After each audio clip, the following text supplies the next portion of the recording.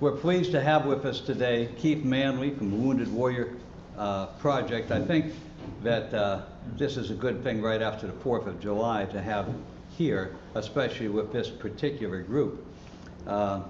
Keith has been in various services, back and forth, finally retired from the Army. He was in explosive ordnance and was in the reserves for 13 years. Like me, he was a Mustanger. Also, like me, he was a single parent. So, so he's here to talk to us about the Wounded Warrior Project. Keith? Oh, thanks. Got a standing ovation already. Oh, well, thank you. You guys are too easy. So yeah, one of our biggest partners is Wounded Warrior Project. We are Panhandle Warrior Partnership. I know they all kind of blend in together, but on a national level, we're partners with Wounded Warrior Project. We're partners with the Gary Sinise Foundation, the Avalon Network through those guys, and they do amazing things, just absolutely wonderful. The USO is one of our big partners. We're working with those guys locally as well. But anyway, Panhandle Warrior Partnership. This is my first speaking engagement since we started it up, May 12th. It's a program under a national organization called America's Warrior Partnership. And they're out of Augusta, Georgia. All right? So, I guess the slides. I have 47 slides. This will take 8 hours. Is that okay with you guys? I'm going to be talking a lot about this holistic will in just a little while. First, let's get started. I know Kiwanis. I looked it up. I was raised in a small town in North Alabama around Huntsville. A lot of Kiwanis activity up there. Growing up, you always knew people that were in Kiwanis. Definitely. I never really knew what they did though. I know they started out up north, up in Michigan. It started out as just a club of a bunch of people networking in businesses and stuff like that, and then they decided to become a service organization, and then they started working for children, right? So, and then it just sprang up everywhere. We have a Kiwanis in Fort Walton Beach where I live, over in Niceville, Crestview. Every town, it looks like every town in the Panhandle has a Kiwanis club. So pretty impressive. I love what you guys do. The orange kind of threw me off a little bit. I felt like I was walking into a Clemson, as an Alabama fan, right? Anyway, so, but I'm Keith Manley, grew up in North Alabama. My father was an attorney. Yeah, corporate attorney. He didn't have billboards and all that, right? Yeah. He wasn't too shady. He was also a Vietnam vet as well. So, but my mother, Boeing, her entire career working with Boeing and NASA and everywhere from the Gemini to the Saturn to eventually she retired out of the space station program. So Huntsville's where I started out at. I was going to go straight off to college when I got out of high school, but I wrecked my father's brand new Cadillac sedan DeVille on my senior prom night. And next thing you know, I'm an enlisted man in the Army. Right? Yeah. So I spent time in the Army.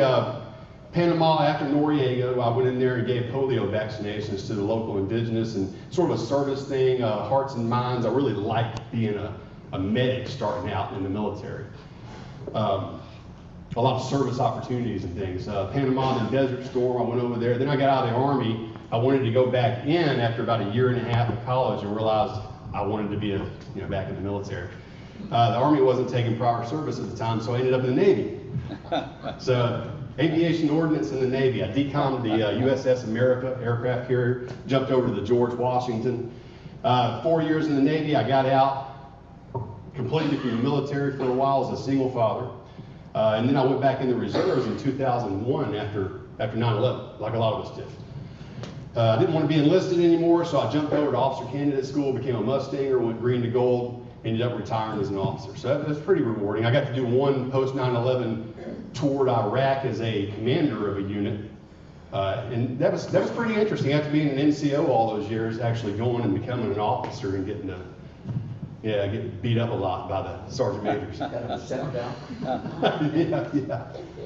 But service was always in my blood. I joined the VFW right after Desert Storm. My dad got me the membership. The first thing I did for the VFW was organize a Veterans Day parade. The very first one that Athens, Alabama had ever had. And to this day, they still have it going. But I was the young guy that they recruited in the VFW. Here, make us a parade. So I did that. So I started learning early on that service was going to be something that I wanted to do in my career. I spent a lot of time in defense contracting, from out in the field blowing stuff up, which they don't let me do anymore. I don't get to blow anything up anymore. They don't even let me anywhere near the C4. Yeah, 10 toes. I have a little frag in my ankle still, but that's about it. Project program management, business development, and I just wasn't feeling it after all the years. We finally got the kids out of the house, my wife and I. We merged the families together like the Brady Bunch. So we had 5 teenagers in the house at once, all millennials. And yeah, that's why I don't have any hair, right? So once we got them all out of the house, we sold everything. And my wife's a teacher, so she was able to move. And I was just retiring from the military side. And as a defense contractor, I could go anywhere. So we came down here, and we got a little condo on Okaloosa Island, too small for the kids to move back into. Right? Yeah. Our guest bedroom has 2 paddle boards in it. There's no bed, right? So then the opportunity came along for me to get out of defense contracting and get into the veteran nonprofit industry. And I really wanted to. I jumped in there and I got hired. That was earlier this year, and got hired by America's Warrior Partnership founder Jim Lorraine. He's a retired Air Force medic, surgeon. Anyway, so I got hired as the program lead for this new program that America's Warrior Partnership was putting into the Panhandle, called the Panhandle Warrior Partnership, that was going to go out and meet every veteran in the entire Panhandle. We're talking 100,000 at least, just veterans. Now, family members and caregivers, you're going to double that. But that's the whole concept of the idea of Panhandle Warrior Partnership. Now, the reason why they put the program here on the Panhandle was because of a 4-year data collection through America's Warrior Partnership. The University of Alabama was a sponsor of it. Bristol Squibbs Meyer was part of this, and it was paid for by the guys in D.C. But they interview friends and family of deceased veterans that died either by suicide or unnatural events, what have you, and they determined that over the entire United States, there's a big red dot right here in Panhandle for an uptick in veteran suicide versus other places in the country. So it was detrimental that they bring something in here to, a program to try to work with the veterans in the population to mitigate that down. There's no acceptable level of veteran suicide. So they wanted to put it here. They hired me. First thing I did was go out and hire the best case coordinator in Pensacola. He'd been working with the homeless over there for over a decade. Awesome guy. His name is Kenny Thompson. You're going to see a lot of him if you keep up with Panhandle Warrior Partnership. I'm in the process right now of hiring an outreach specialist from anywhere in the Panhandle. This person's got to be able to work evenings and weekends. If there's more than 3 veterans in one event at one time, I want the outreach person to be there. So if you guys know anybody that's looking for a good solid career in the nonprofits, by all means push them our way. Where the job's on Indeed right now. So all right, so enough of that. So Panhandle Warrior Partnership got put in place with our vision of ending veteran suicide on the Panhandle. And that's the dismal side of it. But the upbeat side of this is that our mission is to empower communities to empower veterans. So we have sort of 2 different roads we're taking at one time with the Panhandle Warrior Partnership. We're connecting with all of the veterans in the Panhandle. And we're not waiting for them to call us, even though we have the 24-hour hotline, we have the website, we have everything available to them. But we're out in the communities, tracking down the veterans. My fellow veterans, how many veterans are in here? A lot, right? So we're out in the community, tracking them down, letting them know what we offer. And what do we offer? That's a good question. So on the other side of that coin, we're connecting with every resource available to veterans in the Panhandle. Not just the big ones like the VFW, American Legion, the VA, all the other smaller ones. There's an equine therapy facility up in Crestview called Healing Hoof Steps. We're a close partner of ours. We're trying to partner with all of we're not in competition with anyone. We're not trying to take anyone's grants away or anything like that. That's the first reaction people have is, we already do something like this. Why do we need your help? We're a force multiplier for all these other organizations. We're trying to work with our veterans, but also create relationships with these organizations so that when our veterans are reaching out and saying, well, I want to do this, I want to do that, we're creating relationships with them. Suddenly we hear something that they say that, that hits a niche like, with a USO or something like that, with capabilities out there. So we just put people in the right spots. And then we follow up with our veterans. We keep track of there's 45,000 nonprofits in the United States. Only about 5% of those are viable organizations that you can call or you refer people to, and they'll answer the phone and they'll do things for the veterans that they say they're going to do through their grants and different things. Unfortunately, it's a pretty low percentage. So anyway, the ultimate goal is to improve the quality of life for all veterans and to end veteran suicide. It's a pretty big leap to say we're going to end veteran suicide because we don't really know what the typical person that's going to fall into that trap looks like. Next slide, please. So with the bell curve, over here on the far left of the bell curve is all the homeless and near homeless veterans. They're easy to get to. They typically reach out. They're out there. A lot of people are working with homeless. A lot of people are working with homeless veterans. We work with them too. But just like in any corporation or organization, you're going to spend 90% of your time with 10% of your people, right? And with homeless, we don't do direct services with homeless, but we have lots of partners that do. So it keeps us out of the rabbit hole of the homeless, where if you really focus on it, you can't really get anywhere else on the bell curve. So moving along, you have school and unemployed, moving up the bell curve. That's all your veterans that came home after 4 years of doing the GI Bill. Maybe they're unemployed because they haven't quite gotten adjusted to the transition yet. But the veterans we're really looking for are the ones that are employed or retired right in the middle. And that's where the bulk of veterans are. They're not the ones that are reaching out for any help. They don't really need anything.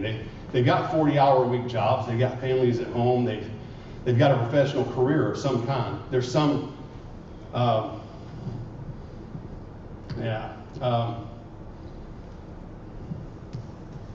see, I knew I was going to block out right there. But I can't think of the word, but they're stable, all right? Well, unfortunately, that's where most of the veteran suicide is coming from, is that stable middle group with the wife and family at home or the husband and family at home with the job. So we're trying to meet these people. So how do you meet them? They're not going to the resources. They're not calling us. We have to go out in the community and find them. We go through what we call the Corporate Veteran Initiative.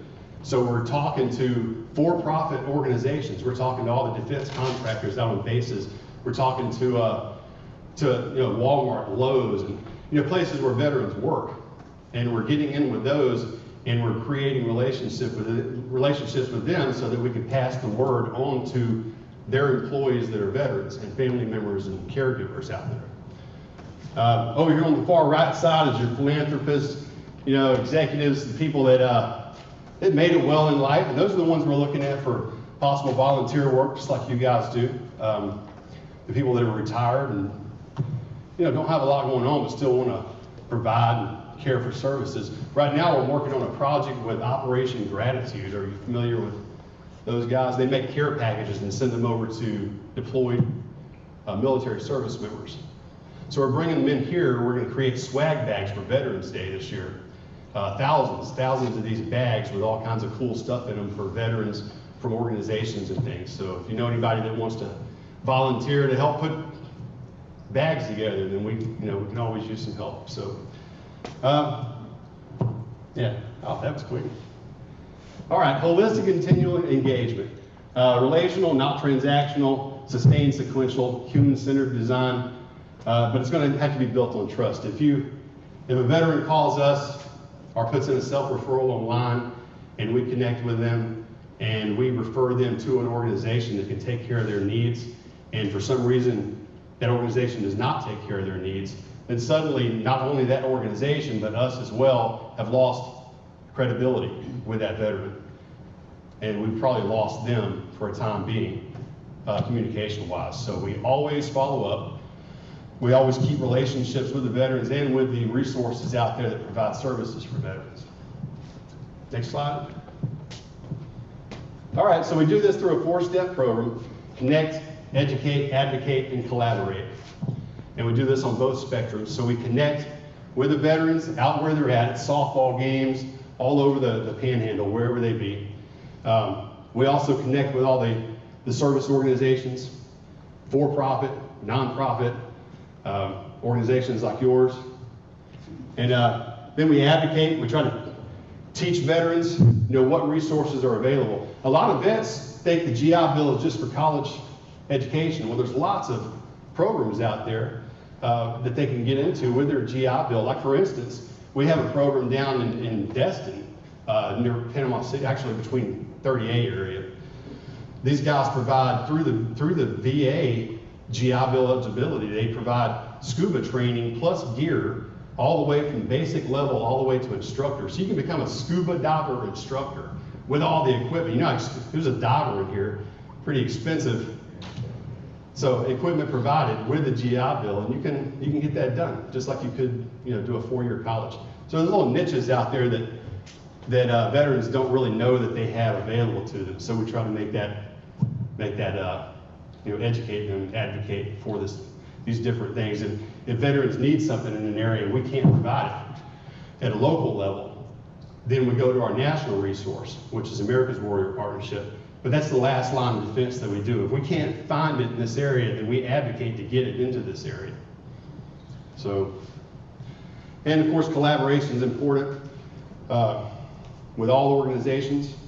It puts us out in the community constantly. So we don't really have an office anywhere. The 3 employees, about to be 4 employees that we have here in the Panhandle are constantly moving from the 5 counties of the Panhandle. We haven't hit Panama City yet, but we're moving that way once we get situated in this area.